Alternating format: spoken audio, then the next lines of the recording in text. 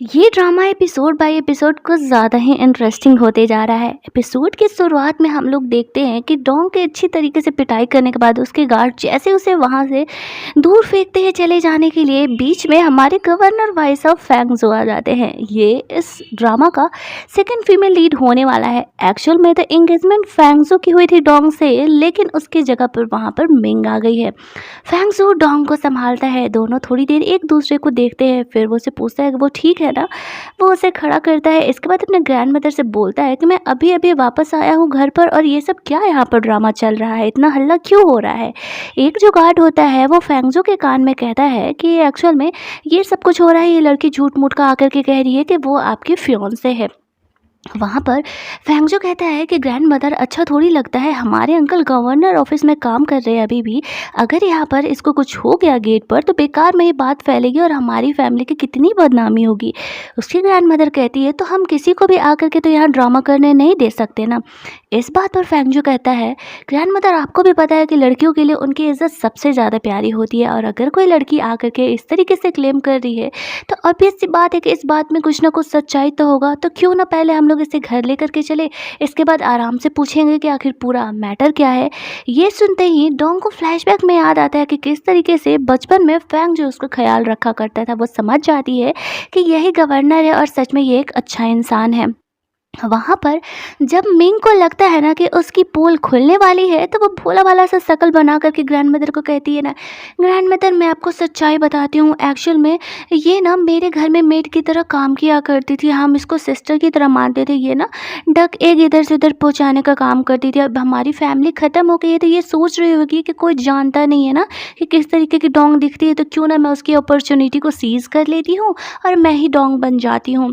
कोई बात नहीं, जाने दीजिए, इसने जो भी किया अब इसका भी कोई नहीं है इस दुनिया में।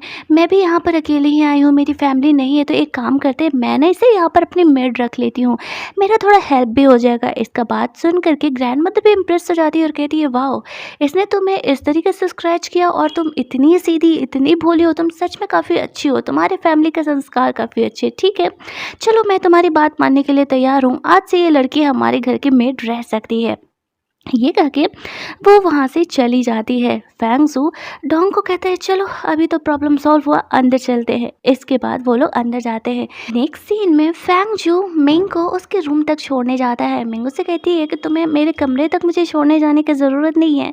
फैंगजू कहता है, कोई बात नहीं, अब तुम मेरी फियांसे हो, इतना तो कर ही सकते हैं, एक दूसरे को जानने का मौका भी तो मिलेगा। मिंग कहती है, सॉरी, जो कर भी गेट पर हुआ, तुम आज इतने टाइम बाद घर आए हो, तुम्हें ये सब कुछ देखना पड़ा।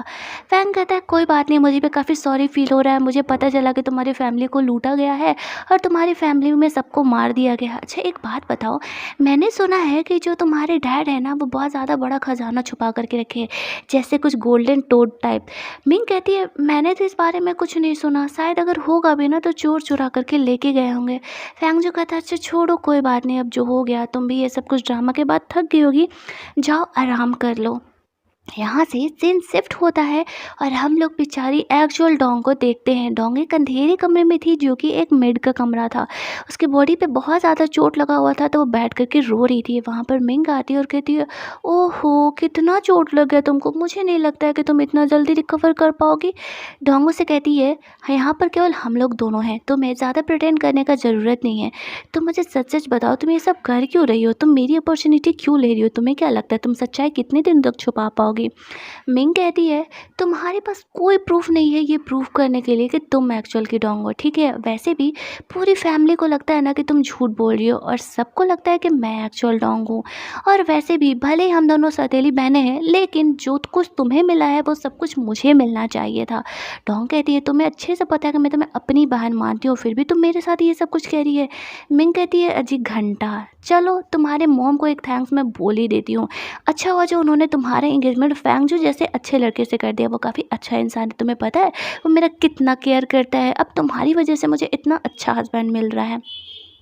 तुम बस यहाँ पर पड़ी रहो, शांति से खाना वाना खाओ, 3 दिन, बस 3 दिन के अंदर तुम यहाँ से जाने वाली हो बाहर, वो भी हमेशा के लिए। अब बस तुम देखते जाओ कि मैं क्या क्या कांड करती हूँ।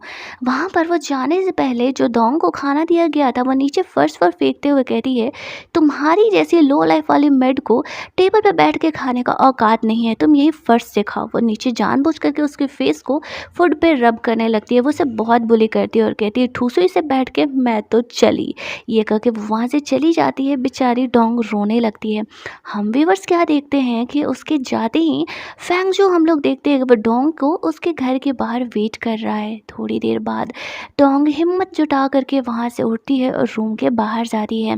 वो रूम के बाहर फैंगजो से मिलती है। फैंगजो उसे मेडिसिन देता है और कहता है, इसे खा लेना, तुम्हारे घाव इससे जल्दी भर जाएंगे। मैंने सुना कि जो तुम घर में डकवर्क का एक इधर उधर ट्रांसफ़र किया करती थी। डोंग कहती, अब सब कह रहे हैं तो शायद सच ही होगा।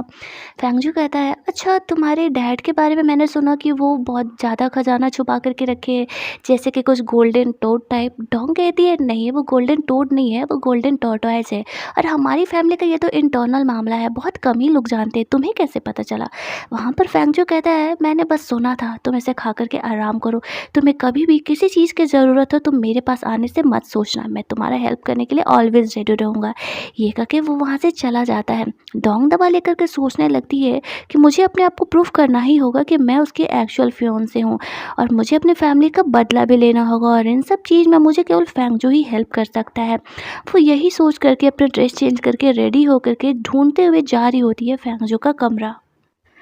क्या लगता है इस इन्वेस्टिगेशन के बाद फैंगजो को डाउट तो कन्फर्मली हो गया है कि जो अभी उसकी फियांसे बनी है उसमें कुछ ना कुछ गड़बड़ तो है ही। इसके बाद हम लोग देखते हैं कि डोंग मेड के ड्रेसेस पहन करके पैलेस के उस एरिया में जाती है जहाँ पर जाना अलाउड नहीं है गवर्नर और उनके बच्चों का। उधर बेडरूम और स्टडी रूम है। वो एक रूम को नॉक करके बोलती है कि मैं यंग मिस्ट्रेस की मेड बोल रही हूँ, फैंगजो मुझे तुमसे कुछ बात करना है। तभी कोई गेट खोलता है और उसका हाथ पकड़ के अंदर खींच लेता है। वो उसको पीछे साइड से टाइटली हग किया था। डोंग को लगता है कि फैंगजो है। वो कहती है कि ये क्या कर रहे हो। जब वो पीछे मुड़ के देखती है तो वो फैंगजो नहीं एक्चुअल में तियान था। वो तियान को यहाँ देख करके शॉक्ड हो जाती है। तियान उससे कहता है कि फाइनली तुम मेरे पास वापस आ ही गई। डोंग कहती है, ओह तो तुम मेरे पास वापस आए हो, मैं तुम्हें कब से ढूंढ रही हूँ तुम्हें मारने के लिए। तियान कहता है, हाँ ढूंढ तो मैं भी तुम्हें रहा हूँ। वो जानबूझ करके उसके साथ रोमांस करने का कोशिश कर रहा होता। पता नहीं अब वो नशे में था या जानबूझ करके कर रहा था। डोंग उससे अपना पीछा छुड़ाने का कोशिश कर रही होती है और कहती है कि मैं तुम्हें नहीं छोड़ने वाली हूँ, तुम एक मर्डरर हो, तुमने मेरे डैड का मर्डर किया है। वहाँ पर रूम से कुछ आवाज़ें आ रही होती है तो रूम के बाहर फैंगजो की ग्रैंडमदर आ जाती है और ध्यान से पूछने लगती है कि क्या चल रहा है, रूम से इतना आवाज़ क्यों आ रहा है। डोंग कुछ बोलना चाहती थी लेकिन ध्यान उसे चुप करा देता है। वो उसे गोद में ज़बरदस्ती उठा करके बेड के साइड लेके जाने लगता है। ब्लैंकेट ओढ़ करके वो उसके साथ रोमांस करना स्टार्ट कर देता है। यहाँ पर तब तक बहुत ज़्यादा आवाज़ सुन करके ग्रैंडमदर रूम के अंदर आ जाती हैं और जब वो दोनों को साथ में देखती हैं तो वो भी शॉक्ड हो जाती हैं। वो शायद इस एपिसोड में ये देख कर के नहीं जान पाती हैं कि जो तियान के साथ लड़की है वो फ़िलहाल की न्यू मेड डोंग है। ये वाला पार्ट हमारे यहाँ पर कंप्लीट होता है। आगे हम जानेंगे कि तियान ने आखिर ये क्यों किया था डोंग के साथ और आगे डोंग की लाइफ में क्या चेंजेस आने वाले हैं। ये सारी बातें जानेंगे हम लोग इस ड्रामा के नेक्स्ट पार्ट में। अगर ड्रामा अच्छा लग रहा हो तो ज़्यादा से ज़्यादा शेयर करो क्योंकि थर्ड चैनल पर ज़्यादा व्यूज़ नहीं आ रहे हैं और इस वीडियो पर स्ट्राइक के ज़्यादा चांसेज है। अगर व्यूज़ नहीं आएंगे तो मैं इसे आगे कंटिन्यू नहीं करूँगी। Thanks for